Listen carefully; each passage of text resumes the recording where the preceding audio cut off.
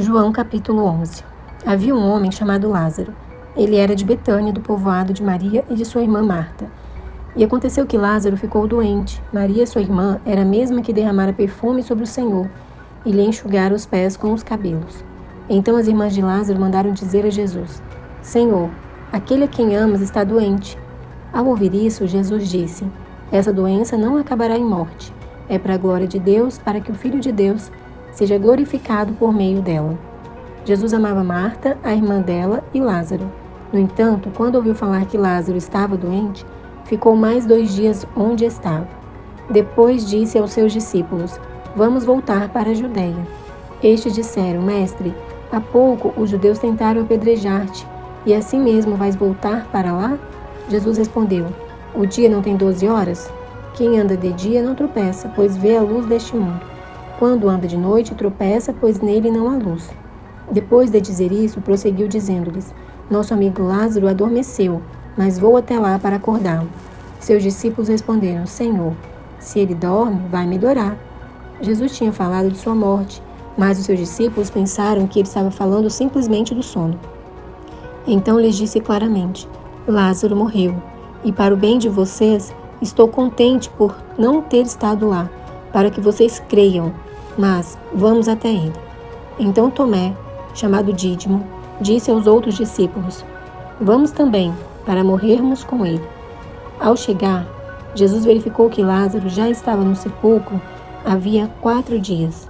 Betânia distava cerca de 3 quilômetros de Jerusalém, e muitos judeus tinham ido visitar Marta e Maria para confortá-las pela perda do irmão. Quando Marta ouviu que Jesus estava chegando, foi encontrá-lo, mas Maria ficou em casa. Disse Marta a Jesus: Senhor, se estivesses aqui, meu irmão não teria morrido. Mas sei que, mesmo agora, Deus te dará tudo o que pedires. Disse-lhe Jesus: O seu irmão vai ressuscitar. Marta respondeu: Eu sei que ele vai ressuscitar na ressurreição, no último dia. Disse-lhe Jesus: Eu sou a ressurreição e a vida. Aquele que crê em mim, ainda que morra, viverá. E quem vive e crê em mim não morrerá eternamente. Você crê nisso? Ela lhe respondeu: Sim, Senhor. Eu tenho crido que tu és o Cristo, o Filho de Deus que devia vir ao mundo. E depois de dizer isso, foi para casa e, chamando à parte Maria, disse-lhe: O Mestre está aqui e está chamando você. Ao ouvir isso, Maria levantou-se depressa e foi ao encontro dele. Jesus ainda não tinha entrado no povoado, mas estava no lugar onde Marta o encontrara. Quando notaram que ela se levantou depressa e saiu, os judeus que a estavam confortando em casa seguiram-na, supondo que ela ia ao sepulcro para ali chorar. Chegando ao lugar onde Jesus estava e vendo-o, Maria prostrou-se aos seus pés e disse: Senhor, se estivesses aqui, meu irmão não teria morrido. Ao ver chorando Maria e os judeus que a acompanhavam, Jesus agitou-se no espírito e perturbou-se. Onde o colocaram? Perguntou ele. Vem e vê, Senhor, responderam eles. Jesus chorou. Então os judeus disseram: Veja como ele o amava. Mas alguns deles disseram: Ele, que abriu os olhos do cego, não poderia ter impedido que este homem morresse? Jesus, outra vez profundamente comovido, foi até o sepulcro. Era uma gruta com uma pedra colocada à entrada. Tirem a pedra, disse ele. Disse Marta, irmã do morto: Senhor, ele já cheira mal, pois já faz 4 dias. Disse-lhe Jesus: Não lhe falei que, se você cresce, veria a glória de Deus? Então tiraram a pedra. Jesus olhou para cima e disse: Pai, eu te agradeço porque me ouviste. Eu sei que sempre me ouves, mas disse isso por causa do povo que está aqui, para que creia que tu me enviaste. Depois de dizer isso, Jesus bradou em alta voz: Lázaro, venha para fora. O morto saiu, com as mãos e os pés envolvidos em faixas de linho e o rosto envolto num pano.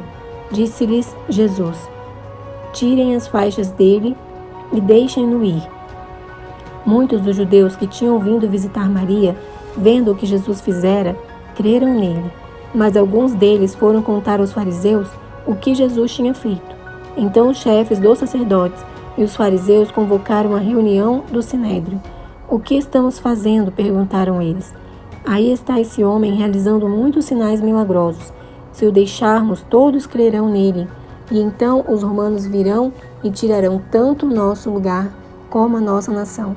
Então um deles, chamado Caifás, que naquele ano era o sumo sacerdote, tomou a palavra e disse: Nada sabeis. Não percebeis que vos é melhor que morra um homem pelo povo e que não pereça toda a nação? Ele não disse isso de si mesmo, mas, sendo sumo sacerdote naquele ano, profetizou que Jesus morreria pela nação judaica, e não somente por aquela nação, mas também pelos filhos de Deus que estão espalhados para reuni-los num povo, e daquele dia em diante resolveram tirar-lhe a vida. Por essa razão, Jesus não andava mais publicamente entre os judeus. Ao invés disso, retirou-se para uma região próxima do deserto, para um povoado chamado Efraim, onde ficou com os seus discípulos. Ao se aproximar a Páscoa judaica, muitos foram daquela região para Jerusalém, a fim de participarem das purificações cerimoniais antes da Páscoa. Continuavam procurando Jesus e no templo perguntavam uns aos outros: O que vocês acham? Será que ele virá à festa? Mas os chefes dos sacerdotes e os fariseus tinham ordenado que, se alguém soubesse onde Jesus estava, o denunciasse para que o pudessem prender.